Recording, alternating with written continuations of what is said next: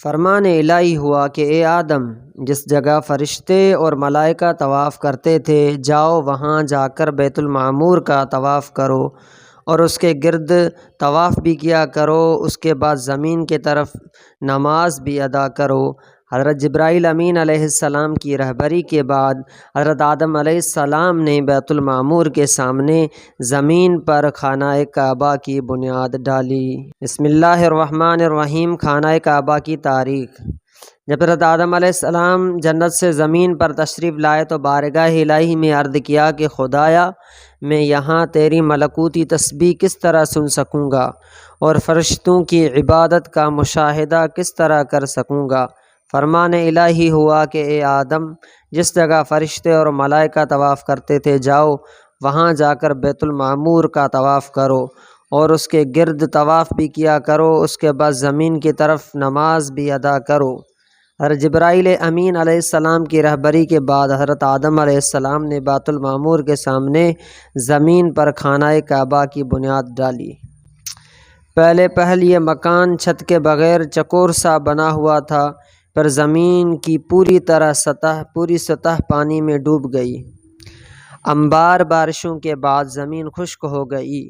حضرت جبرائیل علیہ السلام نے خانہ کعبہ کی بنیادوں کی جگہ بتائی اور کوہ ابو قبیس سے ایک پتھر نکالا گیا جسے حجر اسود کہتے ہیں۔ یہ چاروں طرف سے دیوار اٹھا دی گئی۔ اصل میں حضرت آدم علیہ السلام نے سجدے اور نماز کے خلاف مقرر کر کے طواف کی سنت قائم کی۔ بعد میں حضرت ابراہیم علیہ السلام نے اپنے بیٹے حضرت اسماعیل علیہ السلام کے ساتھ مل کر یہاں عمارت کھڑی کی۔ اس کی نشانی اس طرح فرمائی گئی کہ ایک بادل کا ٹکڑا بھیجا گیا یا اس کے سائے سے کعبہ بنایا گیا۔ اس میدان میں حضرت ہاجرہ اور ان کی محنت سے یہاں کچھ آبادی ہو گئی، جس کے بعد حضرت ابراہیم علیہ السلام کو حکم ہوا کہ اسماعیل کو ساتھ لے کر یہاں عمارت کھڑی کریں۔ کعبے کی حد مقرر کر لی جائے۔ حضرت جبرائیل نے اس سایہ کی مقدار کھینچا اور حضرت ابراہیم علیہ السلام نے اس خط پر زمین یہاں تک کھودی کہ بنیاد آدم نمودار ہو گئی اور اس بنیاد پر عمارت بنائی۔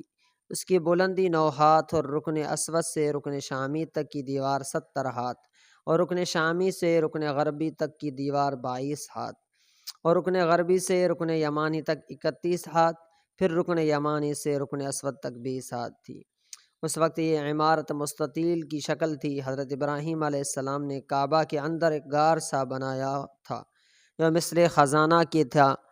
کعبہ کے لیے جو پتھر جمع کیے گئے ان میں 3 پتھروں کے پر لگ گئے۔ اس کے دروازے 2 تھے، ایک داخل ہونے کا اور دوسرا نکلنے کا، اور کعبہ بنانے والے خلیل تھے۔